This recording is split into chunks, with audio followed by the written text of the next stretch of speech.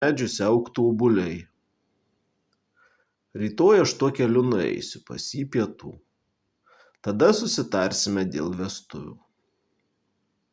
Motina parėjusi viską apsakė sūnui. Tas įsidėjo akmeniuką į burną ir švilptelėjo. Tuoj nusiteisė plačiausias kelias. Iš šonų medžiai žaliuoja, juose prinokę obuoliai kvepia.